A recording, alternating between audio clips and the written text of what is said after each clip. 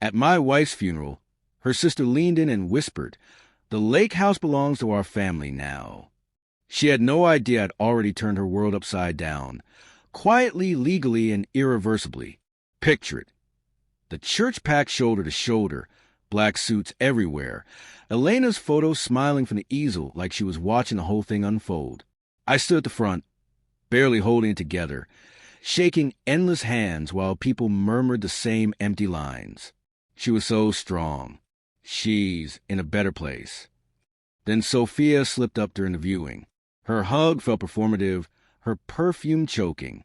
She waited for a clear moment, pressed close, and hissed right in my ear, "The lake house belongs to our family. Blood, Mark. You'll understand eventually."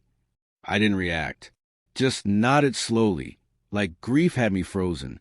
But inside, something clicked. Everyone assumed the estate would divide neatly. Elena's family always claimed the lake house was theirs, because it sat near their old childhood cabin, the one they lost decades ago. Sophia clung to that grudge hardest. She spent years dropping hints about how Elena owed her, but Elena didn't leave things to chance. Before we continue this video, please like, subscribe, and turn on the notification bell for updates. In her final months, when the cancer had her trapped in bed, she met privately with Mr. Hargrove, our lawyer.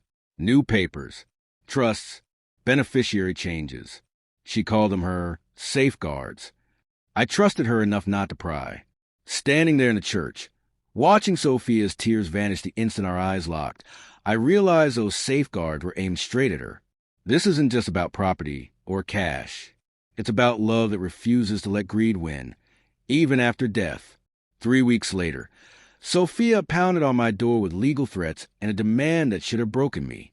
Instead, I smiled, because the house was already gone. The casket was still open when Sophia cornered me. I was standing alone by the flowers, staring at Elena's face one last time, peaceful, finally free from the pain that had carved lines into her for 3 brutal years. The organ music droned low. People milled around whispering condolences like background noise. Then I felt her before I saw her, that sharp floral perfume cutting through the lilies. Sophia stepped close, too close. Her black dress rustled like she was in a hurry. She wrapped me in a hug that lasted exactly 3 seconds too long, then pulled back just enough to lock eyes. "The lake house belongs to our family now," she whispered. "Blood, Mark. You'll understand eventually." Her voice was soft, almost sweet, but her eyes were steel. No tears there anymore, just calculation. I didn't flinch, didn't answer, just let the words hang between us, while someone nearby sobbed loudly. Sophia gave a small, satisfied nod, like she'd already won, and slipped back into the crowd.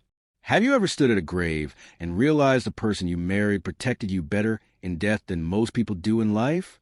Elena fought cancer like a warrior. In those last months, when she could barely lift her head, she still insisted on closed-door meetings with Mr. Hargrove. She'd squeeze my hand afterward and murmur, "It's handled, love. Trust me." I never asked details. I trusted her completely. What I didn't know then, what no one knew, was how carefully she'd built her final wall. Sophia thought the lake house was owed to her because it sat on the same stretch of water as the rickety cabin their parents lost to foreclosure when the girls were teenagers. She'd spent years reminding Elena of every childhood favor, every summer she let Elena borrow her bike, every time she covered for her. To Sophia, that added up to ownership. But Elena had rewritten the math. 6 months before the end, she created a private, revocable trust. The lake house, bought with our joint savings, titled in both our names, was quietly transferred. Sole beneficiary? Me. Sophia had no clue. She walked away from that funeral certain the keys would soon be hers. What she didn't know, what no one knew, was a private trust Elena set up 6 months before she passed. And it named only one beneficiary, me. Exactly 1 week after we buried Elena, Sophia showed up with papers. I opened the door to find her standing on the porch in designer sunglasses, clutching a manila envelope like it was a winning lottery ticket. No hello. No, how are you holding up? Just straight to business. "Sign this," she said, thrusting the envelope forward. The house, the accounts. It's only fair. Elena would have wanted it split. I stayed calm, invited her in, offered tea. She laughed, a short, sharp sound that didn't reach her eyes, and declined. She paced the living room instead, heels clicking on the hardwood Elena loved so much. She ranted for 20 minutes about how she'd sacrificed her 20s caring for their sick mother while Elena went to college, how she'd let Elena have the better bedroom growing up, how the lake house was practically built on nostalgia and therefore owed to the bloodline. Her cheap lawyer had already drafted a contest petition, she bragged. Probate will freeze everything anyway, she said. Might as well make this easy. I listened, heart pounding, not from fear, from a quiet thrill of knowing something she didn't. That $560,000 portfolio? Elena had rolled every bonus, every side hustle, every inheritance scrap into index funds and bonds over 15 years. She'd named me sole beneficiary on every account. No joint ownership. No mention of family. Just me. Sophia assumed it was community property, or that blood trumped paperwork. She called me selfish for grieving in peace, for not handing over keys the day after the funeral. I almost laughed. Ever had someone demand your entire future while lecturing you about greed? How calm would you stay? I let her finish. Then I set my mug down slowly. The house sold yesterday. Sophia turned white. You can't sell family property. Her voice cracked on the last word. The envelope slipped from her fingers and hit the floor with a soft slap. Papers scattered like confetti at the wrong kind of party. I didn't raise my voice. Didn't need to. Actually, I said, I can, and I did. She stared, mouth half open, like her brain was rebooting. Then the accusations flew. Fraud, theft, disrespecting Elena's memory. She jabbed a finger at me. Tears now real but fueled by rage instead of grief. I let her wind down. When the shouting dropped to shaky breaths, I walked over to the coffee table and picked up the closing statement I'd printed that morning. Black ink. Fresh signatures. Sale price, $1.2 million. Wired straight to the trust account Elena had set up in my name alone. The lake house? Transferred into the revocable trust years earlier, long before the diagnosis. Sole trustee and beneficiary. Me. No probate required. No family claims allowed. Mr. Hargrove had been crystal clear when I called him the day after the funeral.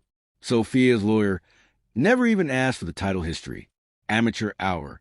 She screamed one last time. We're taking the house. I smiled, small, tired, but real. Too late. Closing papers are signed. New owners moving next month. Her face crumpled. Not sadness. Defeat. The kind that hits when the game was rigged against you from the start. I thought Elena then. Her quiet laugh in the kitchen. The way she teased me about being too trusting. She wasn't. Not really. She'd built an escape hatch. For me. In that moment. Staring at Sophia's stunned silence. The betrayal sting finally faded into something cleaner. Quiet justice. But they weren't getting my peace. Or my future. Elena didn't just leave me a house and a portfolio. She left me freedom. From the endless guilt trips, from a family scoreboard that only Sophia kept. In her final quiet moments, when the room smelled like antiseptic and fading flowers, she chose to protect the life we built together. Not the childhood grudges. Not the blood claims. Just us. That whisper at the funeral, the one that felt like a knife in the ribs, became the last thing Sophia ever said to me without begging. She left my porch that day in tears that weren't for Elena. They were for the money she'd already spent in her head. I never heard from her again. No more calls. No more family texts. Silence. The cleanest kind.